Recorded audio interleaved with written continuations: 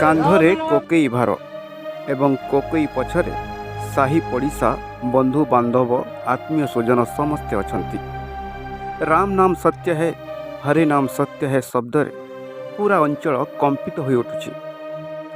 କିନ୍ତୁ ପ୍ରକୃତ କଥା ଜାଣିଲେ ଆପଣ ଆଶ୍ଚର୍ଯ୍ୟ ହୋଇଯିବେ, କାରଣ ବିନା ଶବରେ ଯାଉଛି କୋକେଇ। ଏକଥା ଆପଣଙ୍କୁ ଆଶ୍ଚର୍ଯ୍ୟ ଲାଗିଲେ ବି ସତ। ଏମିତି ଏକ ଅଭାବନୀୟ ଘଟଣା ଦେଖିବାକୁ ମିଳିଛି ଭଦ୍ରକ ସହର ନିକଟ ନରିପୁର ଗ୍ରାମରେ।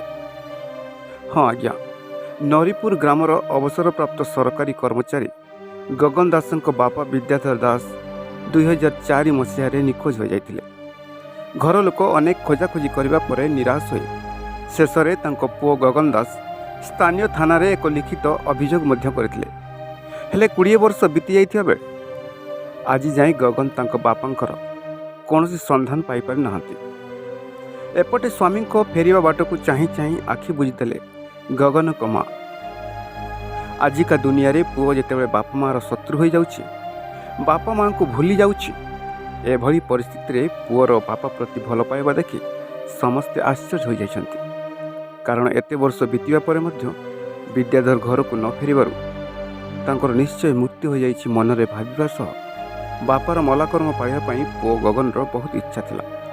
ତେଣୁ ଯାଜପୁର ବିରଜା ପଣ୍ଡିତଙ୍କ ସହ ପରାମର୍ଶ କରିବା ପରେ ତାଙ୍କ ନିର୍ଦ୍ଦେଶ କ୍ରମେ ଶେଷରେ ହିନ୍ଦୁ ରୀତିନୀତି ଅନୁଯାୟୀ ବାପାଙ୍କ ଏମିତି ନିଆରା ମଲାକର୍ମ କରିଛନ୍ତି ପୁଅ ଗଗନ ଦାସ।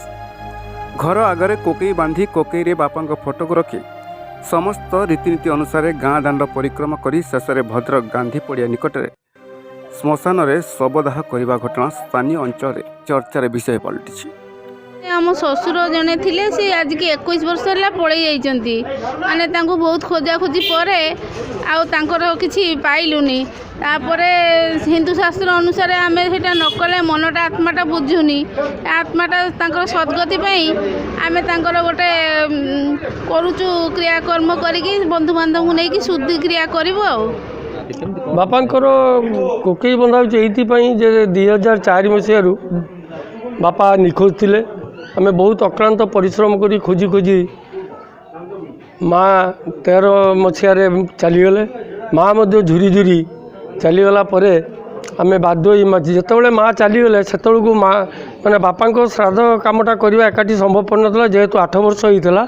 ତେଣୁ ବାଧ୍ୟ ହୋଇ ଆମେ 20 ବର୍ଷ ପରେ ମହାପଣ୍ଡିତ ବିରଜା ଠାକୁରଙ୍କ ପାଖରୁ ଯାଇ ତା ନିର୍ଦ୍ଦେଶ ଆଣିବା ପରେ ଆମର ଏଇ ଶୁଦ୍ଧିକ୍ରିୟା କାର୍ଯ୍ୟକ୍ରମ କରିବୁ। ସିଏ ତାଙ୍କର ଯେଉଁ ନିର୍ଦ୍ଦେଶ ମୁତାବକରେ ପଳାସପତ୍ର 357 ଖଣ୍ଡରେ କୋକେଇ ବନ୍ଧାଯିବ ଏବଂ ହିନ୍ଦୁ ଶାସ୍ତ୍ର ଅନୁସାରେ ଯେଭଳି ପାଳନ କରିବା କଥା ସେଭଳି ପାଳନ କରାଯିବ ବୋଲି ନିର୍ଦ୍ଦେଶ ଦେଇଥିବାରୁ ଆଜି ଆମେ କାର୍ଯ୍ୟକ୍ରମ କରୁଛୁ। ସମସ୍ତ ଭାଇ ବନ୍ଧୁ କୁଟୁମ୍ବ ଏବଂ ଆମର ଗ୍ରାମବାସୀମାନେ ସେମାନେ ସମସ୍ତେ ଆସି ଏଠାରେ ଉପସ୍ଥିତ ଅଛନ୍ତି। ଏ କାର୍ଯ୍ୟକ୍ରମ ସୁଚାରୁ ରୂପେ କରିବୁ ବୋଲି ଆଶା ରଖିଛୁ।